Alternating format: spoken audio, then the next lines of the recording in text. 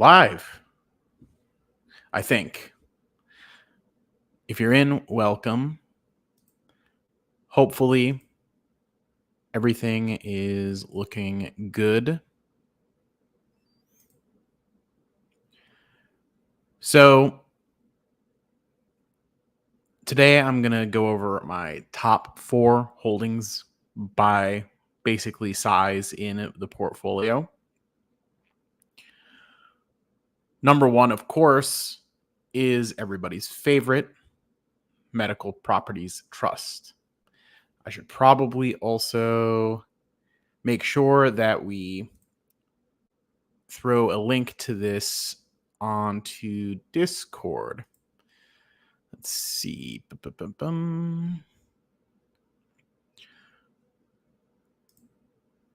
If anybody wants to spam the link to this in Discord for me, that would be nice. If any of you are in there. If not, I guess I'm going to have to do it myself. So, Seeking Alpha released an article today. The title of it was that the Bears may be facing some trouble on Medical Properties Trust. See, the Bears might face trouble. Don't fight the Fed. Yeah, the Bears might face some trouble. I think we've been saying that for a while now, haven't we?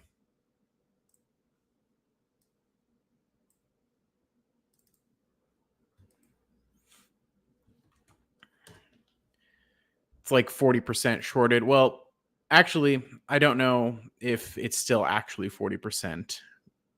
So I'll be interested to see if it goes up or down.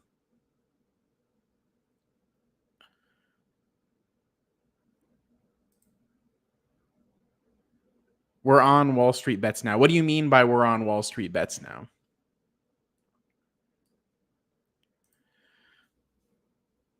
I don't know what that means. You'll have to explain that a little bit better. Who is we? Do you mean that the stock is getting talked about on Wall Street Bets?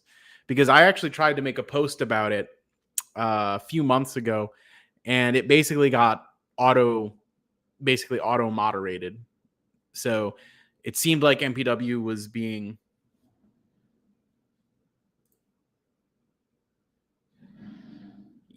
they were deleting all posts about MPW. Yeah, that's correct. That's correct. That's the experience I had when I tried to make a post about it. Because this is not a short candidate. It's not a meme stock. It's not an AMC or a GameStop. It's an actual business with fundamentals, right? We actually have, I mean, now it's at a 0.62 price to book, but we were at like a 50, a 0.48 rather price to book not very long ago. Yes, somebody said MPW. So if you see any top level threads on Wall Street Bets about it, come into my Discord and actually link them, please. And I will definitely slide in there. I want to, how can I say this diplomatically? I want the shorts to get their cheeks clapped on this, because those arrogant POSs like Fraser Paring have actually on occasion come into my comments section to like try to either intimidate or threaten or something, saying that they archived my videos so I won't delete them. Like, I'm not going to delete my videos because I'm right, but that's neither here nor there. Even if I had ended up wrong and, losing on the investment, I still wouldn't delete my videos. I've been wrong on investments before. And like, that's just how it goes sometimes. But yeah, definitely some good stuff here. So anyways, we are still, again, at a 0.62 price to book. Now, normal valuation for a REIT like this is more like a 1.2 times price to book. So potentially, based on like kind of what you would consider normal valuation metrics, we're still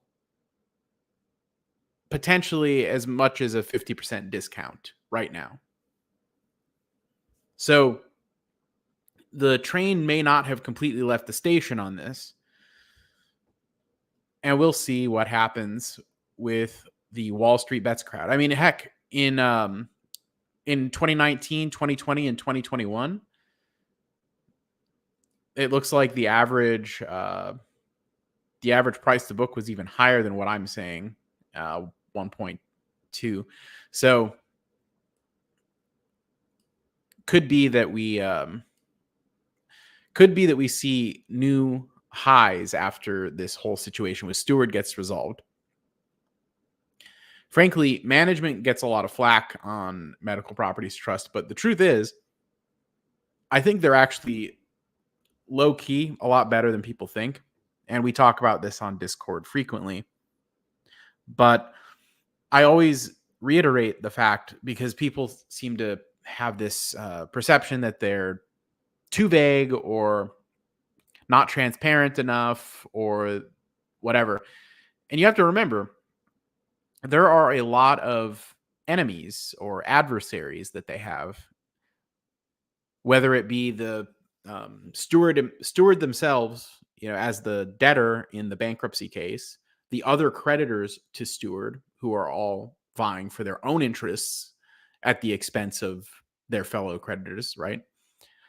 And parties like Viceroy and Hedgeye that have been short MPW and that have been, either subpoenaed or named in lawsuits for defamation filed by MPW management. So they can't necessarily always say everything that you would want them to say.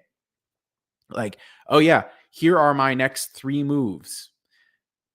Imagine if you were trying to play a game of chess and you announced your next 3 moves to your opponent. That would put you at a substantial disadvantage. If you have an adversary that wants you to fail, you have to sort of protect yourself and not necessarily show all your cards. Imagine playing poker and you're sitting at the table and you have to show your cards to your opponent and they don't show them to you. You would be at a very bad disadvantage.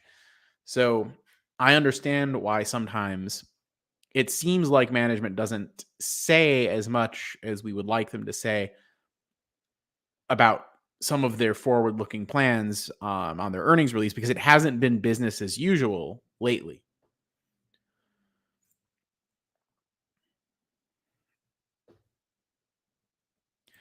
Like I said, give me the Wall Street Bets stuff on Discord.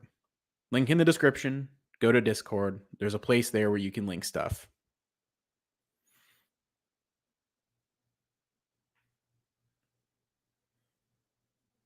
Yeah.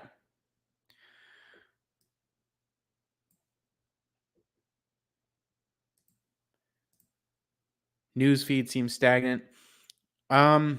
So we're speculating that there could be some big developments on the 17th, which is Tuesday, possibly another press release. I believe we're looking at a global settlement or agreement with regards to everything that remains. So, yeah. I know there's some type of hearing or something on Tuesday.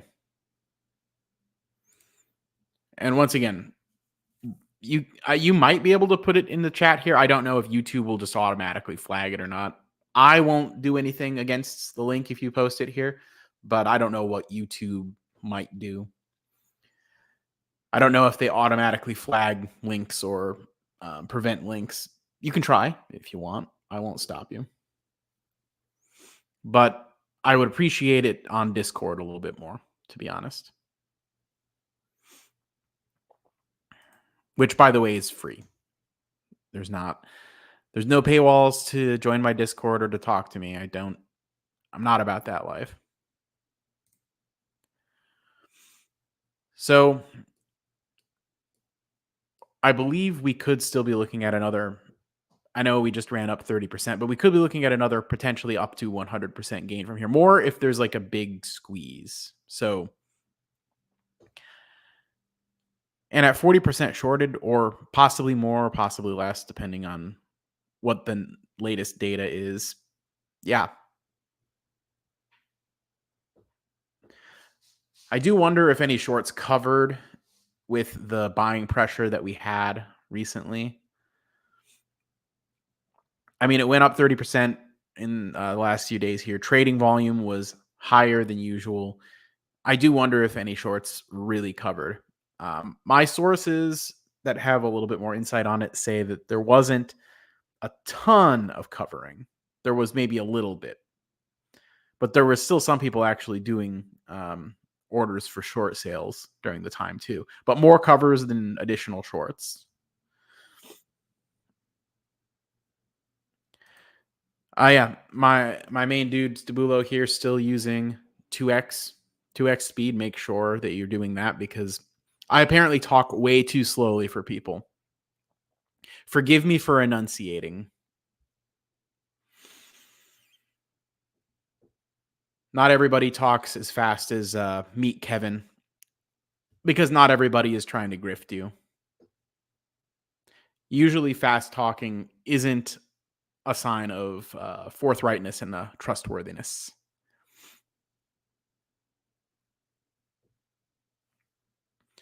So, yeah, there's going to be definitely a part of me that wishes I would have gone 2 or 3 times deeper in terms of buying MPW for sure. Looking forward to seeing how that plays out. Now, hopefully, the money that I've been putting into Amazon will be pretty decent too. Now, we have had a bit of a run up since I've started buying it. This doesn't mean that I'm an expert at timing the market or anything like that. My cost average, I think, is like 178 or something like that. I opened my first buy order at like 199, and the speculation was the Bezos wall. There might be like a retrace back down, and I just averaged down as it fell back into the 160s. And my goal was to get 100 shares before it came back up to 200, and I've done that. And so now I'm happy with what I have in Amazon, and I'm gonna let it kind of cook for a while. Analysts have it as a strong buy, so you know it's got to be good. That's a joke for the record. But I do think that the buys at this operating cash flow level are pretty good. I do think as they pull profitability levers that the price to free cash flow is going to look a lot better in the next few years. And as they expand cloud, their margins will improve. I'm also looking forward to seeing what they do in terms of pharmacy. Delivering people's meds is honestly, it's something that's been doable for quite a while.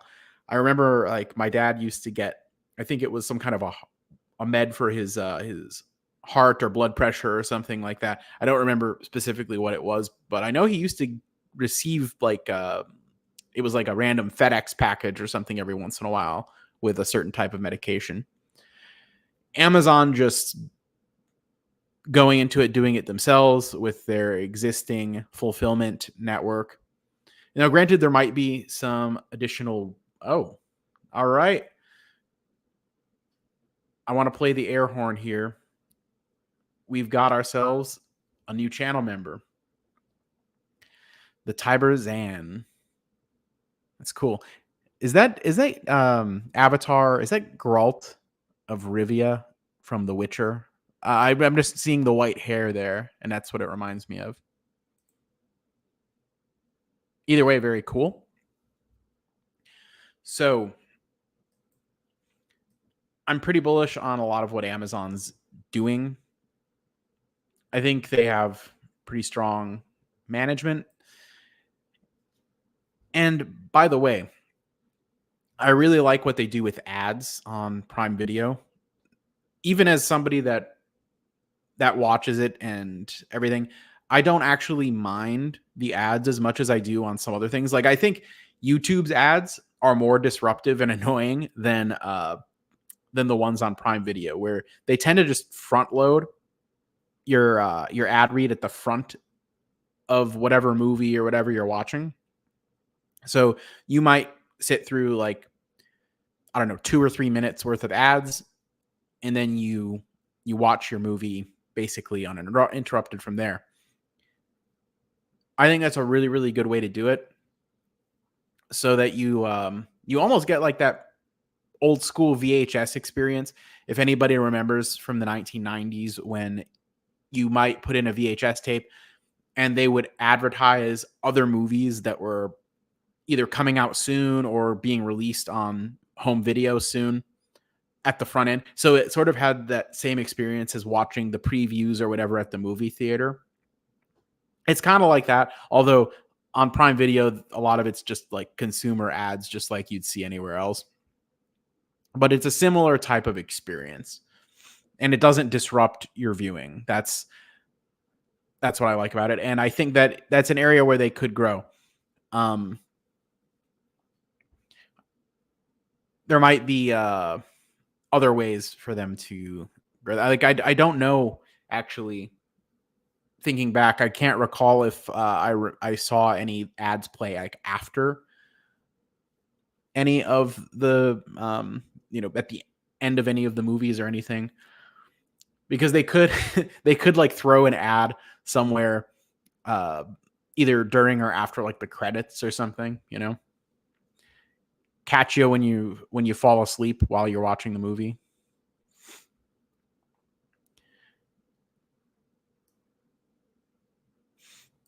I think the future for our friend Amazon here, though, is quite bright. And unlike the other Mag 7s, I don't think they would be hit so hard in the event that AI is like a bit of a bubble.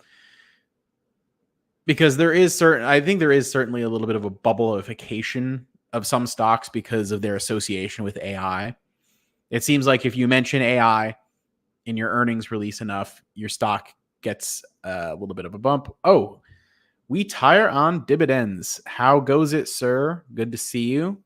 I was happy to see you on the CFK chat last night. I'm kind of rehashing a little bit of the conversation we had around Amazon.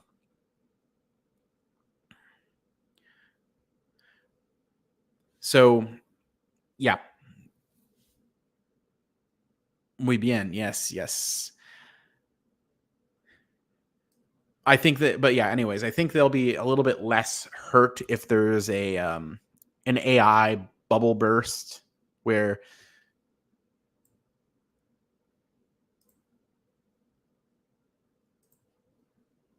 you've been, yep.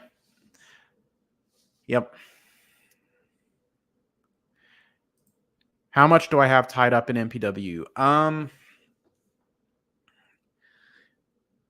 My value portfolio has 3,500 shares, so it's like $22,000 at this point. I have a few hundred shares in smaller accounts, so I believe I added it up, and all in it was something like 4,400 shares across accounts. But the main one I focus on with content and whatever is the value portfolio. So yeah, about 22K or 3,500 shares in there. So it's a good amount. Not as much as some others. There's people in my Discord that literally have, at the new current price, probably like over 400 grand in MPW.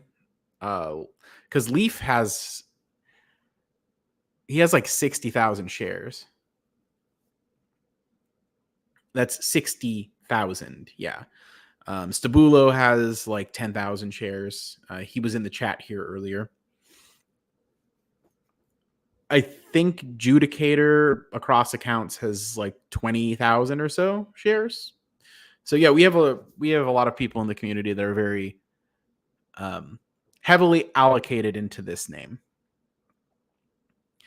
I'm not the most heavy allocated, but I am. I think I was kind of like the earliest YouTube person to cover the stock, and one of very, very few that has actually been positive on MPW. That see there, another person with 12,000 shares. Yeah, and yeah,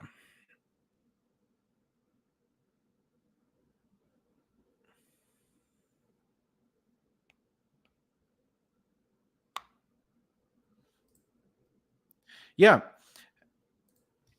And I think most retail investors in MPW, it's probably in the neighborhood of a few hundred shares, right?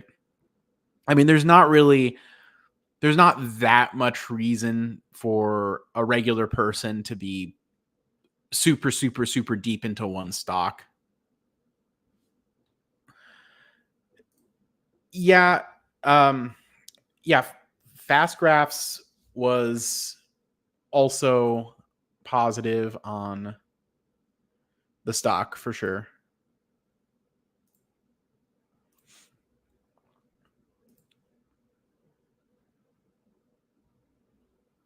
Oh, you know what? So when I was talking about Amazon, I didn't realize that the graphic on my sheet that my screen had stayed on the MPW tab because I'm a bit of a StreamYard newbie. Actually, I usually use OBS, but it's better for showing the chats on StreamYard, so I'm kind of switching over.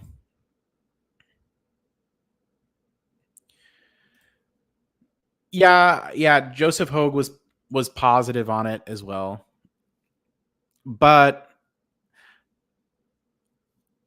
I've been I want to say my first video on it was like March 2023, something like that. So I think I was the earliest.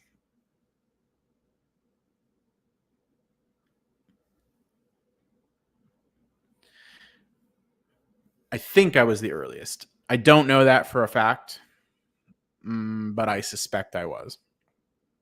And granted, I think the stock price was in the 10 to 12 range then, and I still like I thought it's probably a couple dollars undervalued at that point.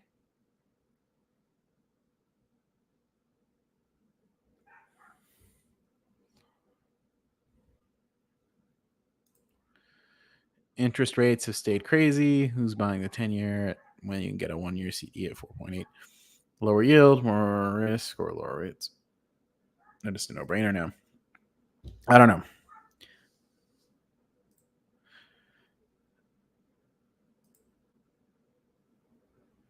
Yeah. So I think I was probably also too early. I certainly wasn't interested at the highs near in like the $20 range, but once it got to like $10, I was sitting here saying, seems a little cheap. Hospitals aren't going anywhere. Like it was a very, very surface level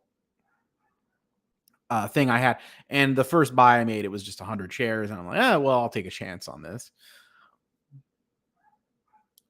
And of course, like when it plummeted and I was deeply, deeply in the red, I started taking closer and closer looks at it, inviting more and more conversation on Discord, really listening to the earnings calls with great interest, and then peeling away the layers of the onion. It's a lot more complex than I would have thought partly because of the short and distort campaign sort of muddying the waters in a lot of areas, right?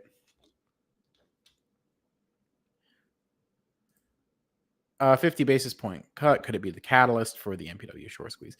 So there's two things going on right now. One, Steward is being wiped from the game board, right? Steward is going to be no more at any MPW hospitals in a very short time. That decoupling of MPW from that sinking ship of Steward plus rate cuts probably will be viewed as mostly positive. And that 1-2 punch could be what sends the stock flying high.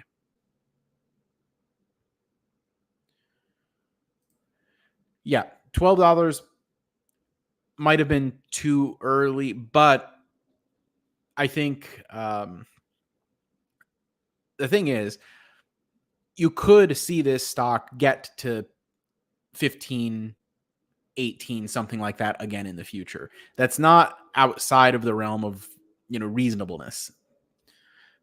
But shorter term, I think 12 is probably somewhere realistic for what it could get back to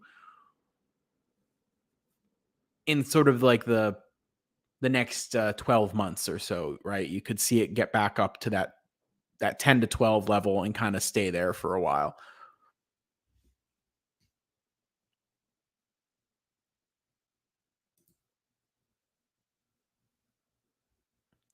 Yeah. Yeah. That's pretty decent. And the thing is I went deeper in as it fell. So I am green on the stock again.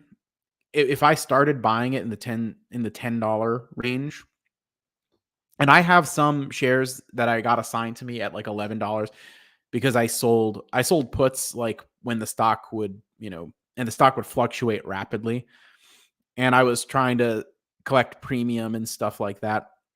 So I have some shares where I was assigned lots at 10 or $11. And the fact of the matter is I got my average into the low sixes because I really sort of held fast on the general value proposition. Now, is the stock actually worth $12 or is it worth 13? Is it worth 15? It could, at this point, that exact number isn't that important because even if it only goes up to like 10 or 11, it's still an almost 100% gain from where my basis was. If it went to 18, I'd be almost getting a 3x, but I think 18 would be a little stretched. I know that that's like what the fast graphs videos were showing at one point, but I think Chuck was being a little too bullish at the $18 level. Yeah. So book value is around 11. It'll probably be a little lower, honestly, after next earnings, because I think they may have to take one final bunch of impairments on Steward stuff. But normal valuation, I think, is something like a 1.2 times price to book, because so far, at least, what we've seen is that their actual real estate assets, when they've done either secured financing, joint ventures, or straight up sales, are always they're always getting more cash in for those than what the value is in terms of the books. So book value seems to be sort of underrepresenting what the hospitals are worth. And if rates get cut, actually that spread between book value and actual market value should widen, and their actual real estate should be worth more in the event of rate cuts. So yeah, I think 12 is probably fairly reasonable, if not somewhat conservative.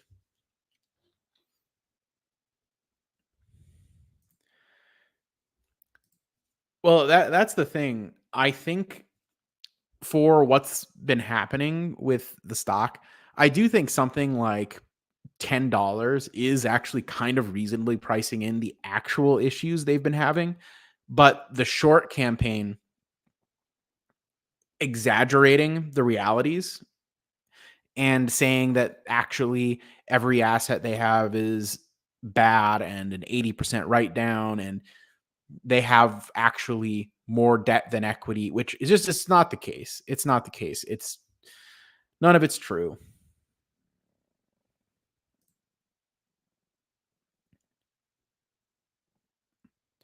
So yeah, having one tenant, the tenant is 20% and they're bankrupt. Yeah, and the 80% fall after that. Yeah, that's definitely an exaggerated response by the market.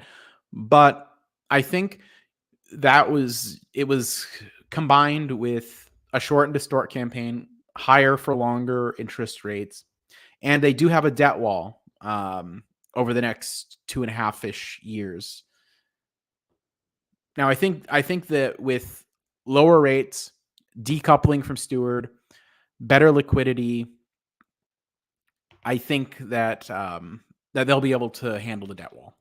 I do think they'll be able to handle the debt wall. So there's reasons they can't do the buyback at the moment because there's covenants with their lenders and everything where they can't spend money. Like, they're limited on the dividend as well, which is something they agreed to, but they're also not really allowed to spend the money on buybacks either, at least for the moment. That could change in the future. There was one point where they did pre-authorize a buyback, but they never actually deployed the cash. And I think it was meant as like a bluff to scare off the short sellers, and it didn't work. But that was a long time ago.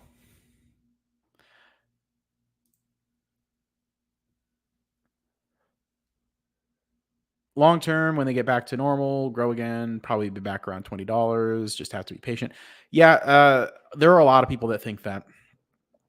I definitely believe that's possible. Again, long term. I don't think they're getting back to 20 like super quickly. I do think probably we'll see something more like a normal 1 to 1.2 times book value range on them in the near future. And then they might slowly, begin to accumulate assets, expand FFO, and slowly drive up. If you look back at like the '08 crisis, during that period of time, I think they bottomed out around the $3 range back then too. And then they slowly came back and got to new all-time highs after some years.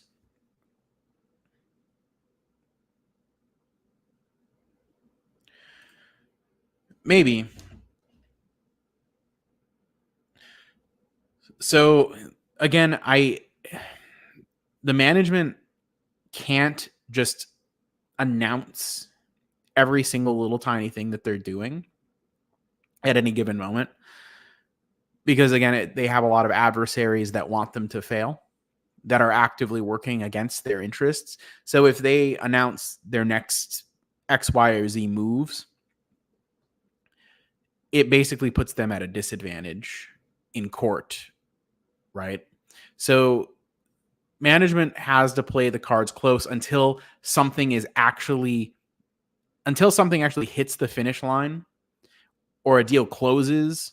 They can't be like, oh yeah, we're negotiating this deal with this person on these terms or whatever, because there are people that are actively working against their strategy. The other creditors in the Steward bankruptcy, Steward themselves, and entities like Viceroy, and there's probably others as well.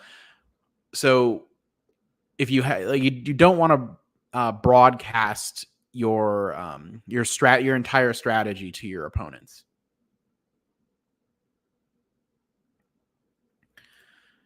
Yeah, I definitely agree that patience is in short supply. I do believe I've been patient on this. I'm actually generally there. One thing that I've done is when I've actually genuinely made mistakes, I've been too patient and not just accepted that I made a mistake and ejected. But I am well exercised in patience. And I could have very easily written this off as a mistake when it hit $3 and I was down like 60 something percent or whatever, but I didn't.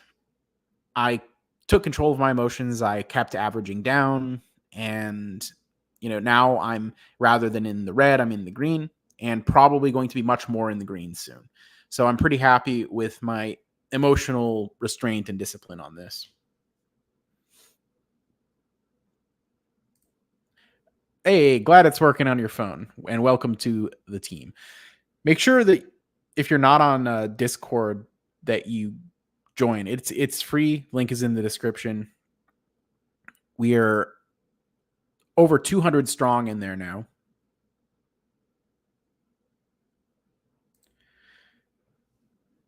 So I do want to just really briefly get back to Amazon. I genuinely think that this thing, next time it touches 200, it's probably going to go past it, which is why I was so ardent about wanting to get to 200, or sorry, 100 shares in my account before it got back up to 200. I took the gift of the pullback and got my allocation where I wanted it to be.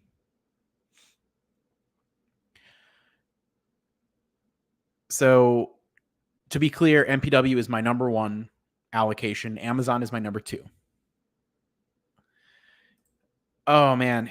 Yeah, Walgreens. So, in fact, one of the parts of the bear case on Walgreens is the fact that Amazon's getting into pharmacy, right? And Walgreens, the one thing that was keeping me in Walgreens was the Village Medical component. Okay, you've already got a very, very wide geographical net. You add these clinics to your pharmacy, people come to the doctor, they get their prescription, they come right out and fill it right there on the spot. It seemed like a good idea. They've basically given up.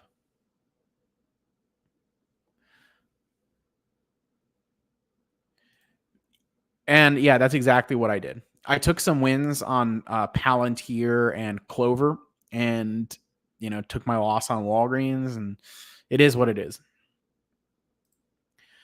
You like Blake, but you think he's wrong about Amazon. So yeah, last night we did talk a little bit about Amazon with Blake Downer, and that was on the Cashflow Kings live show. The link to that show, the link to the channel is in the description here. You can watch the playback of that show anytime you want. But yeah, Blake, I think he said that Microsoft had the strongest moat, and that if you wanted to attack the moat of any of the Magnificent Seven, that Apple would be easier, Amazon would be easier as compared to Microsoft. I mean, I've been quoted, and I could be wrong here, as saying that Amazon may have the widest moat of anything that exists, potentially. I guess it depends on how you view and define what a moat is. I've heard from others that Google actually has the widest moat. Someone else, I think it was Aria, said that he thinks ASML, the one that makes the whatchamacallit, lithography machines that they use to make chips. So TSM and Intel both rely on this company for the machines that they actually use to make all the chips, that they probably have the widest moat. But yeah, Amazon definitely has a wide moat. Like, I think there's no question about it. The idea of anybody making like a credible threat to what Amazon has achieved in e-commerce, cloud, network effect, etc. I mean, if you think about it, who else would spend the hundreds of billions of dollars of capex that Amazon has spent at the cost of being profitable for as long as they have? If anybody even started to try, I believe Amazon could probably squash them like an insect.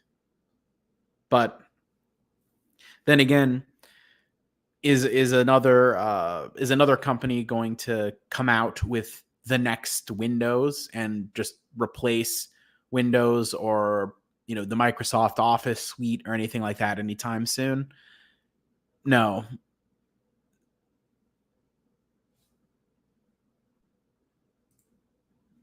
So yeah, I agree, and I think maybe that this is what biases me a little bit towards Amazon because um, logistics is what I've done for my profession for the last close to 8 years now, and it is remarkable what they've done. And the fact of the matter is,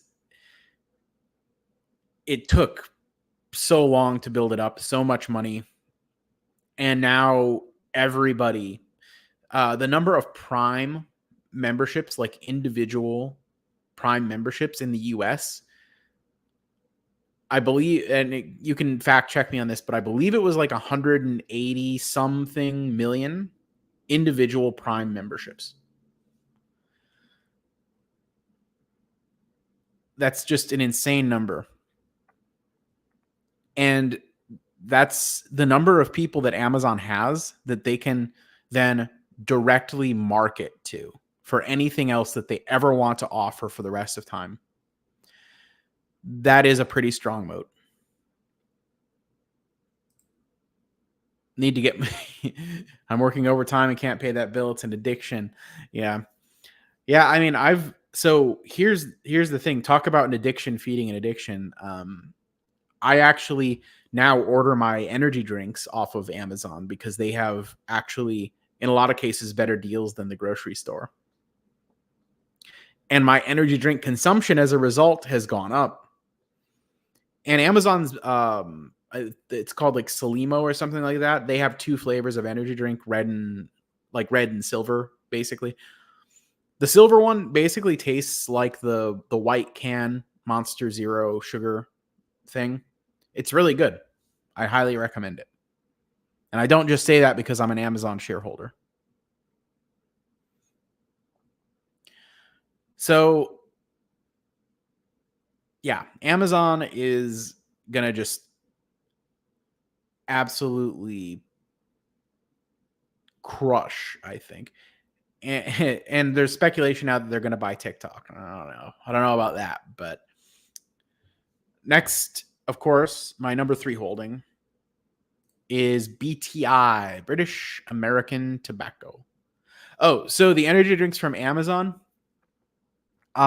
if you get their brand, I want to say it's like a 12 pack for like $17, something like that. And they've got, I think they're 160 per can milligrams. So they're not like the super strong ones with 300 milligrams of caffeine. They're a little bit more tolerable if you don't want to get like insanely torqued out of your mind. You just want something that's like drinkable and gives you like a little bit of a pep in your step kind of thing, or like a steady little boost. And they're like the 16-ounce cans too. They're not like this, 12 ounce with 200 milligrams. That's a pretty high concentration. By the way, this also was cheaper on Amazon. And I don't know if it's because the sell through on this particular flavor wasn't very good, but 24 pack for like basically $25, which my understanding, and it wasn't the same for every flavor. Prime, like the different flavors are priced differently. So I think that they must drop the price on whatever flavor is not selling through or that they have too much of in storage or whatever.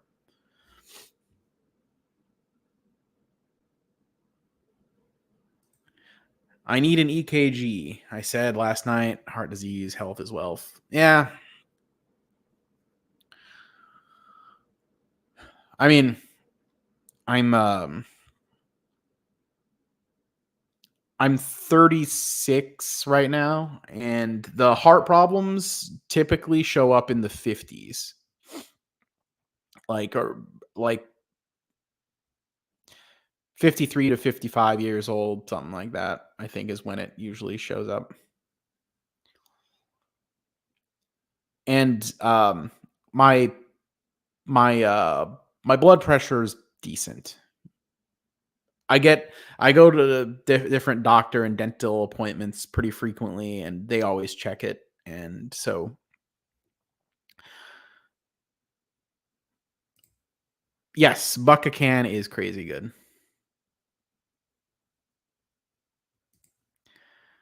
So on to BTI. This was actually my second largest holding until I filled out my Amazon allocation. So BTI is still pretty cheap, 6.5 times price to free cash flow. Um, Normally with tobacco companies, earnings, free cash flow, and operating cash flow are pretty closely aligned. There's a discrepancy right now, and this is probably part of why they're undervalued. Their net income looks negative over the trailing 12 months because they did basically a giant write down, expecting menthol bans to come into effect in the US. Been a Prime member since 2013. As a value investor and shopper, I sometimes buy the Prime brand when it's cheaper than Walmart, Sam's Club, which those 20% digital coupons. I assume they break even. Yeah. BTI, definitely cheap. Yes. So with BTI, we're still only at 6.5 times price to free cash flow. I got a lot of my shares when it was like 5-ish times price to free cash flow. And keep in mind, Altria, which is US only, where smoking is in steep decline and the government is constantly fiddling around with the regulations around things like vaping. They're trading at, I think, close to 11 times right now. If you think that BTI deserves at least the same multiple as Altria, it's very cheap right now. I think, yeah, and as you said, the dividend is still fat. That is correct. The yield is 7.5%, and there are buybacks. Not as many buybacks as we would like, but there are buybacks. Shareholder yield total is 8.61%. And I've done the math on their dividend payout ratio before. It's something like 60% of their free cash flow is going to the dividend, which 80% in the case of Altria. So again, BTI's payout is a little bit more conservative, but it leaves them more for buybacks if they stay cheap. And they're international. So yes, they do sell in the US, but they sell everywhere else too. Some markets haven't yet hit their maximum level for tobacco sales. Think about markets where, sort of sin, stock, vice, indulgences, whatever, things like that are maybe not as accessible to people. Or they're accessible, but not like the name brands. Now, BTI does have budget brands and name brands in their portfolio, but they probably make more on the name brands. You were buying BTI at 29. Yeah, that's about the level that like Fabio was buying it. Most of my buys were, I think, in like the low 30s, low to mid 30s. I'm up a pretty good amount. I actually we've got, wow, 2 new members today. I guess I'm happy I fired up StreamYard on a Sunday.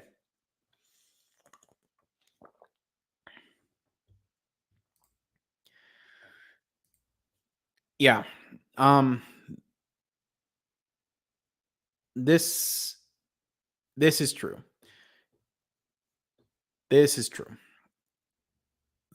I think the sell off of BTI was just the market being the market. And that's good. I'm trying more and more to identify those mispricings in the market or those situations where the market is just overreacting, selling off something that is otherwise good, that produces and returns value to shareholders. Not everything needs to be MPW. I mean, this one was obvious, and I got out of Altria and reallocated it into BTI because I think BTI has some actual multiple expansion to go through and could very well get to like $50 a share, I think. Especially if they put the gas on a little bit with the buybacks. Nicotine without the tobacco, big future. Yeah, and which that's probably why PM gets a lot of, which is Philip Morris International, gets a lot of juice, so to speak, on their valuation because they have ZYNs, which are currently, I think, the leader in the nicotine without the tobacco. And I have actually started to think of these companies not as tobacco companies, but as nicotine companies because they're cycling into products that are more just focused on delivering nicotine in different ways, more so than just focusing on the tobacco aspect of things. Because in actuality, most of the negative health consequences come from the actual tobacco itself. I see so many. Yeah. A lot of people with ZYNs. Now, I think BTI and Altria both have their version of oral nicotine pouches, but neither is as popular as ZYNs. However, I think BTI does have some offerings that are more popular in some of the alternate categories. They have, I think it's some type of like heated tobacco thing where it doesn't actually burn the tobacco, but just heats it up. And that's some popular in some areas. I don't know. I mean, I'm not much of a user. I'm more of the type to want to take advantage of other people's vices rather than have a ton of my own. I mean, granted, I do have some vices, but yeah. So that's the thing when it comes to nicotine without the tobacco.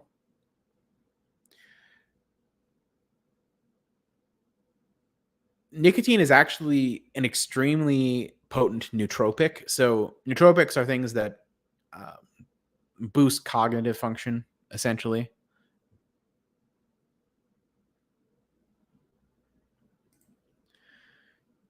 Do I plan to hold them long term, like 10 plus years? So this is all about opportunity cost.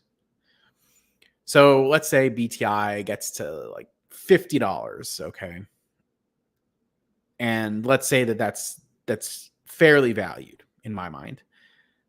And then some other opportunity comes up in the market where something is trading at what I think is half of fair value. Well, would I trade out of something that is fairly valued to pick up something that I think is 50% of fair valued? Probably. I would probably trade out of whatever I think I have that is the most over inflated in terms of value. So maybe I have something that's overvalued instead of at fair value that I could cycle out of into something. But yeah, I'm not necessarily I'm not opposed to holding something for however long, as long as it still represents a good opportunity to gain.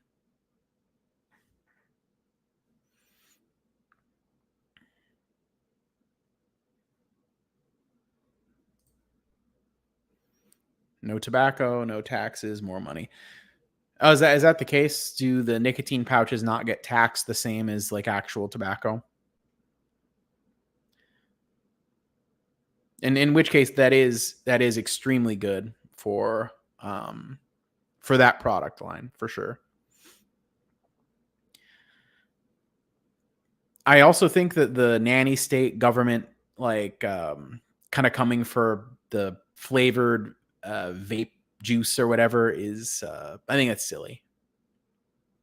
I hate the nanny state. in basically all cases, I hate the nanny state.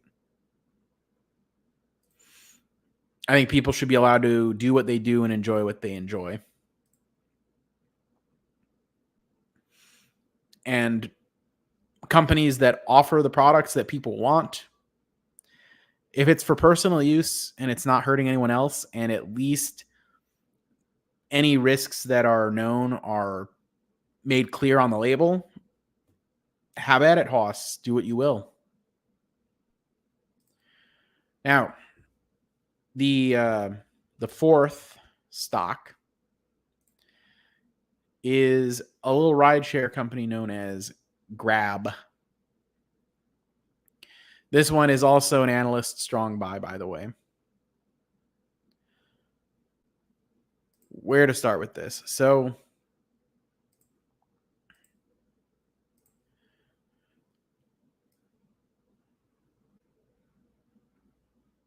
first of all, yeah. So, technically speaking, net income is not in the positives yet. There is actually free cash flow and operating cash flow. Although when they release their earnings, they always adjust free cash flow to remove deposits from their mobile banking app. So do not go off of any of the free cash flow numbers from data feeds for this. Yeah, sure. So Grab is basically the Uber and the SoFi at the same time for Southeast Asia, basically. So they operate in Singapore, where they are headquartered. So this isn't a Chinese company, even though it operates in Southeast Asia. It's Singaporean.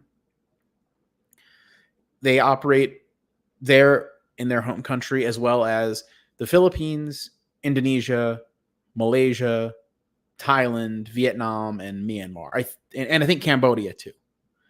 I think that's all. That's off of memory. So they have rideshare, food delivery. They have this online banking fintech component as well. Now, when I've actually used the app myself, I've been to Manila 3 times, and all 3 times I used the app. It functions every bit as well as Uber does for the purposes of booking rides and whatnot. And it offers a good alternative to the traditional taxi cabs. And if you're in a foreign country, like as a tourist, the local cabbies, if you just, hail a cab right outside the airport, they will charge you 2 to 3 times what Grab will charge you, because you are like me, you're a white American, you're going to be essentially given the foreigner tax.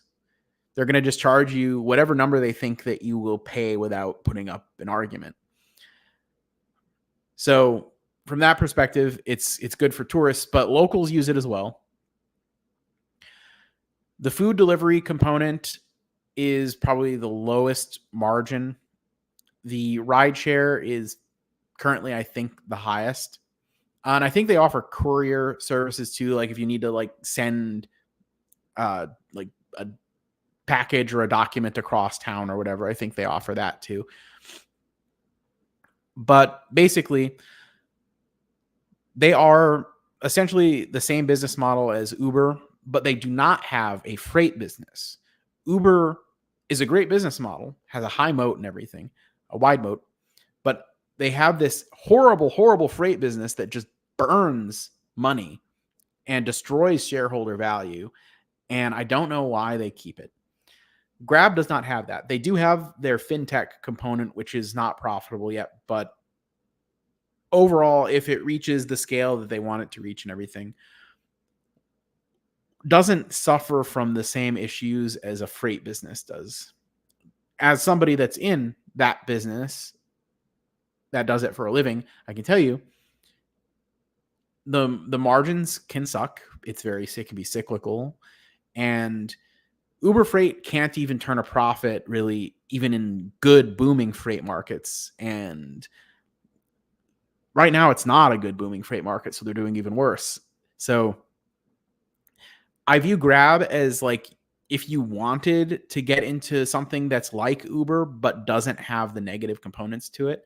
And then if you pull up a graph, a per capita GDP growth graph for the countries in which Grab operates, you'll notice that the per capita GDP growth rate for the last 2 or 3 decades in those places has been very impressive. And a country like Malaysia, which has like 130 million people, it's one of the chief markets they operate in. Their per capita GDP is catching up to China. So there is a future middle class, or a growing, maybe a current small yet growing middle class, that wants the same convenience that we have here, that is growing and going to be, I think, utilizing services like what Grab offers with a higher degree of frequency, and over time willing to pay a higher price for it. Now, granted, what comes with that is that over time they'll also probably have to pay the drivers more as incomes improve in those countries. But it should be a virtuous circle where if the drivers are requiring more money or more incentive to be interested in working for Grab, that the population will be willing to pay more for those rides and those food deliveries. And right now, there's just a lot of people in those countries that are simply priced out of doing anything convenience related in the first place. Yet, they have positive cash flow. Although their adjusted free cash flow, I'm not sure how positive that is off the top of my head. And they have an extraordinarily strong balance sheet. So net cash of $4.6 billion. This is US dollars. And they said in their last earnings that their total net liquidity was $5.2 billion. And also, Uber owns equity in Grab. Uber owns a certain percentage of the shares. And Uber's CEO is on Grab's board of directors as an independent director. So, with all that being said, it seems like a solid bet to me. It seems like something that has the potential to really grow value for shareholders with, I would say at this point, relatively minimal downside risk. Because once again, their balance sheet, they've got billions of dollars in the bank and they don't carry debt.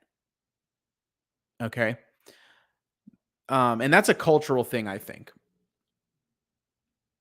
It's a Singaporean company, and I've noticed when I've been to Southeast Asia, even as I was passing through like Taiwan or Hong Kong, just in the airport on the way to where I was going, there is not the amount of wastefulness in the businesses in that region of the world that we have in the US. They're financially a lot more disciplined. They're not going to just light shareholder money on fire for the sake of doing it. It's not revenue at any cost. They are taking some losses on the fintech component, but it's not like a ton. And the financial profile of that business segment is improving over time. So it's nothing like the freight business that Uber partakes in. Now, the revenue growth is slowing a little bit, but it is still growing, and profitability is improving over time, and everything as far as the revenue growth, et cetera, has been in line with guidance. So all in all, I I like Grab quite a bit, and I think that it's like a better version of Uber in a part of the world where per capita GDP still has a lot of room to grow, which as that happens, there will be more and more future customers for them to take advantage of. And again, it's like a no-brainer for tourists going into the region.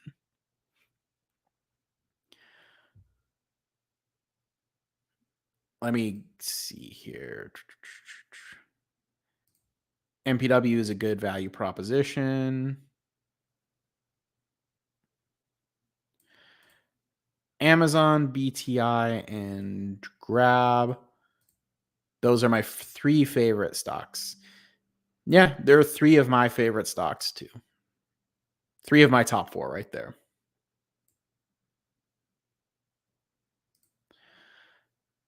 MPW is a good value proposition, but operating more like a private equity versus a traditional REIT. Yeah, I guess you could say that. You still smoke Camels. Yeah. Um, I genuinely don't really like cigarettes, to be honest with you. I will enjoy very, very rarely, and I might up the frequency a little bit. Cigars. Cigars are good.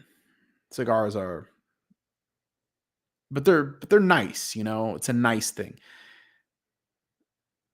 Sort of like a nice wine or something, it's not something that it's not something you indulge in every single day, all day. It's just every once in a while when you're just wanting to do something nice and fancy. What do you think MPW will do Monday? Um, well, one of two things really. It could backtrack a little and retrace from the massive gains we got this last week, or it could be the start of the rush to the exit for short sellers. They've had all weekend to panic over how much it ran up the last few days. So if they start stampeding towards the exits, we might see quite a bit of a run up. But yeah, this is a correct statement. Almost impossible to tell the short-term movements. Yeah. On any given day, being able to say what it is going to do that day, it's been impossible.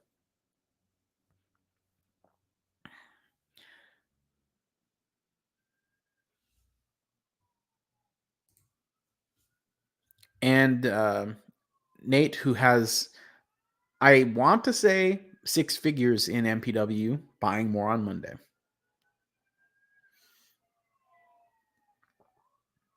So Nate's averaging up for the first time in a while, I think. I'm contemplating what my next move is with MPW, but at the moment, I'm happy to have the shares that I do and get the performance. Yep. Yeah. So Nate has 200K invested in MPW at the present moment.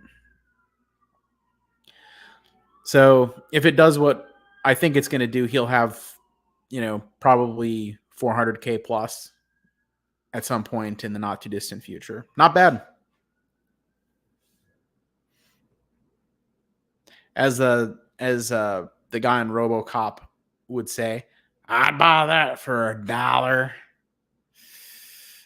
Good stuff.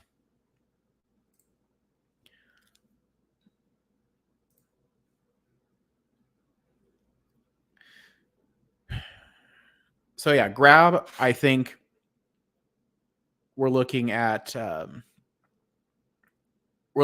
pretty good bright future. They don't need to burn cash at this point anymore to continue to grow. Now their growth rate, they're talking about like 17 to 20% top line growth. So yeah, it's not going to be 30%, 40% for the rest of the time. But if they can grow it profitably without burning cash at that level for a while, that's great. That's amazing. I'd be satisfied with that. If they can become profitable on the fintech segment, even more power to them. And I don't think that we have to worry about competitors. That's another one of the big things. So Uber will not compete with Grab. That is not going to happen. Their CEO is on Grab's board, and the only company in this space that has the financial means to compete with Grab would be Uber. They have individual competitors within each individual country, but no major multi-country, multinational competitor is going to come in. Almost certain of that. I'm very confident that they're not going to face any overall regional competition. And if any of their individual single nation competitors started to get too big for its britches, they could compete on price and just bankrupt them because, again, they have the billions of dollars of cash in the bank. That, do you think the single random one-off food delivery app that only operates in Indonesia has anywhere near the financial wherewithal that Grab has? No. I wouldn't believe it. I don't think any of them are publicly traded, so we can't actually check, but I would very much doubt that is the case. So the only thing, well, actually, this could be a positive. It's actually extremely complex for foreign-owned companies to operate in a lot of the countries where Grab operates. Like, if you want to operate in Thailand as a foreign business entity, there's special rules that you would have to follow, and they have to have these complex ownership structures and opcos in each country that they operate in order to stay like kind of compliant with that individual country. Oh yeah, Gojek, yeah. The Indonesian one. I mean, why don't we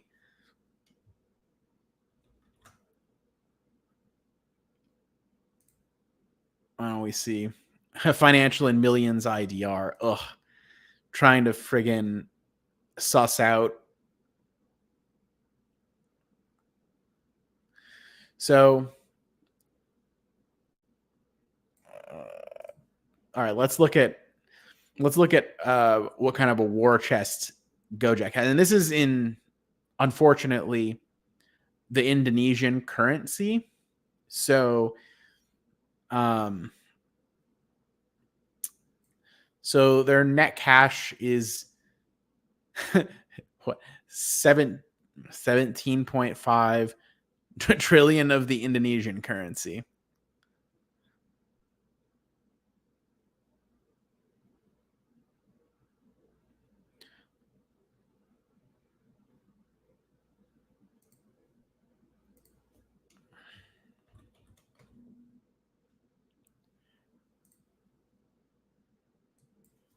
$17.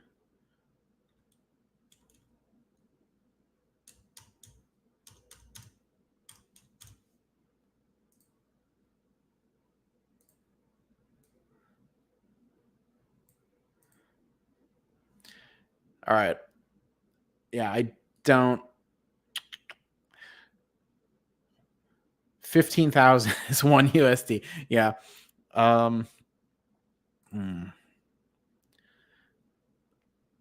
So what is that? 17.500. 1, 2, 3, 4, 5, 6, 7.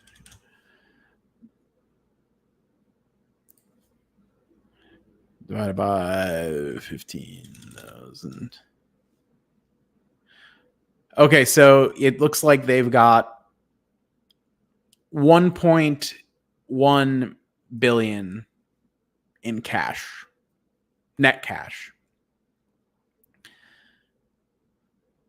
So they've got like around a little bit less than it's like a fourth of the cash that Grab has. So if I was them, I'd be a little bit worried, to be honest. They just sold 75% of their online commerce biz to TikTok. Oh, is that where they got their cash from? Yeah. I want to say Grab will probably end up beating them. But again, they're definitely not in any of the other markets that Grab is in, right? They're just in Indonesia.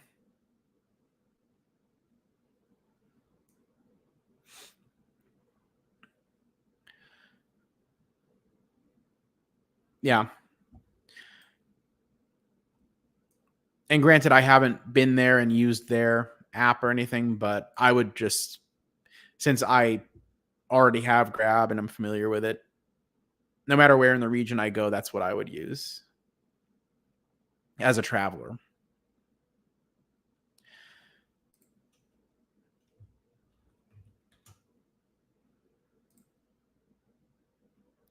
Yeah, I wish the data feed would show Gojek's financials in USD. It'd be easier for me to compare and contrast, but my instinct that Grab was stronger financially, I think, is showing to be true.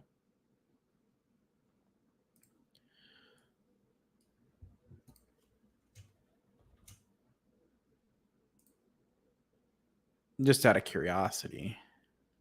Yeah. Yeah. Their operating cash flow is negative.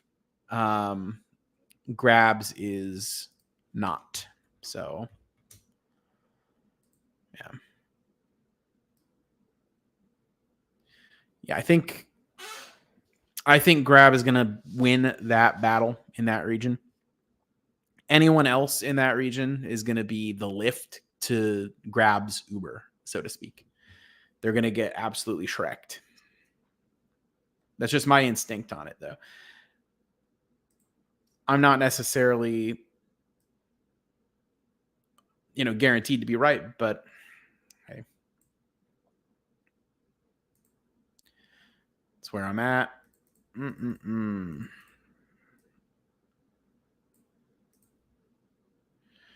Dropping a few decimals in IAR next year. You live in Lombok half the year. Dang, I have got a multinational audience. I actually have quite a few German watchers too, but definitely glad the people that frequent Southeast Asia are finding the channel, because I definitely like vacationing in the region. I've only been, other than stopovers at airports, I've only been to the Philippines, but that region has a lot of appeal to me. The Philippines is nice for me because, of course, everybody there speaks English, so it's a little bit easier for me to basically actually talk to locals and stuff. So it's always nice. Wow, didn't realize we were over an hour and 19 minutes into this. So while we're at this point, unless anybody has anything else they want to add in the chat or ask about, I'll get into sort of my plugs.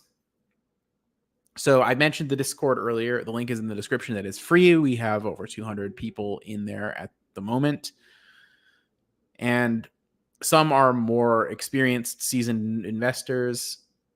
And this is a very good point. We tire on dividends, always bringing up the good points. Smash the like button. But Discord will always be free. Although I appreciate people becoming channel members or, dropping supers and things like that. I don't want anyone to ever feel like they have to pay for access. That's not what I'm about.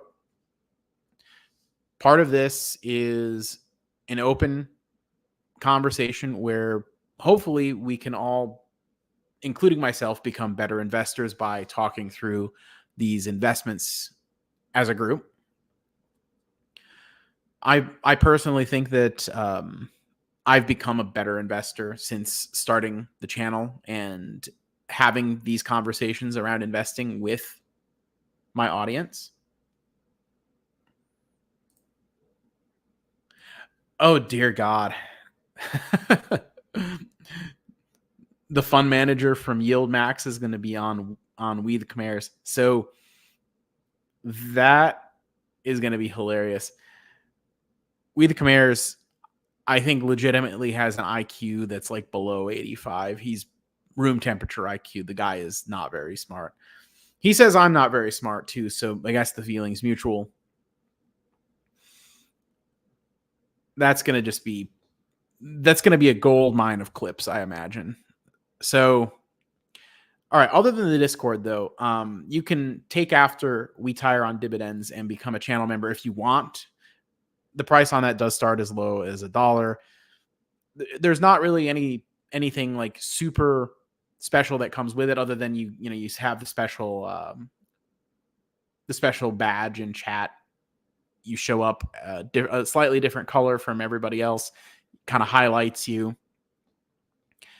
Your comments and or suggestions. There is a post on the community page that's members only at the moment, where members can suggest stocks to be covered on the channel, and I do try to do as many of those as I can. So that's like kind of the special perk, I suppose, that I offer at this point. And if you aren't about recurring memberships or anything like that, there is also the opportunity to open an account on channel partner Moomoo, which is a brokerage app. They have 6.8% margin rates, which a lot of my audience and Discord members use margin temporarily, usually. But if you're going to use it at all, you might as well have the lowest rate you can find. And 6.8% is less than both Robinhood Gold and M1 Plus, which are paid services. So Moomoo does not have there's not like a fee or a subscription or anything like that. And also there's 8.1% APY on uninvested cash when you create a cash sweep account. And if you deposit $1,000 on the platform using my link in the description, you can claim up to 15 free stocks. Actually, while we're on the subject of Grab, I made an account to test it out before I started discussing it on the channel, because I won't just advertise a product or a service that haven't at least use a little bit myself. Some of the free shares that I got when I claimed my free shares was actually Grab shares that I got.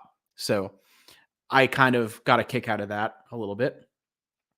And I got a few free shares of Grab. I got some other stuff. I think, gosh, was it like it was like Rivian or something like that. It was one of the, I can't remember which one. It was one of those EV companies I got some shares of. No, I think it was actually Lucid. I think it was Lucid. Can't remember what else I got, but Grab I definitely received a few times when I was claiming those. So that was fun. Also, Cashflow Kings Live next Saturday, 8 p.m. Eastern. We are having Strongman Personal Finance on the channel as our 50th episode special guest. So if you don't already, I suggest subscribing to the Cashflow Kings Live channel. I co-host that with the Ryan Dengler Show, and we have some of the best guests and best conversations in all of finance YouTube on that channel. It is grossly underrated, I think, by the algorithm. Still under 600 subscribers on that channel, but it's certainly poised for exponential growth once people really start to pick it up. You can be one of the OGs if you still get in there and subscribe today. Also, I am trying to grow my following on the X platform, or what used to be known as Twitter. at Mr. Macho Mog. Link is in the description. I don't only talk about investing on there, but it is still something that I talk about frequently. It's just an account that I do things for fun. Sometimes I make kind of snarky or sarcastic replies to people.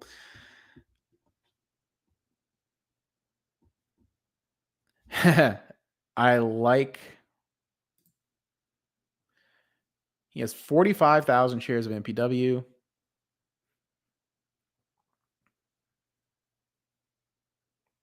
Dang. All right. That's awesome. CFKs is like nothing to. Yep, nothing to F with. That's exactly right. So definitely encourage you all to catch us on that show. Next weekend's show is going to be one for the ages. We the Khmers, his butthole will never recover. So with that, I want to thank you all for the lively conversation in chat today.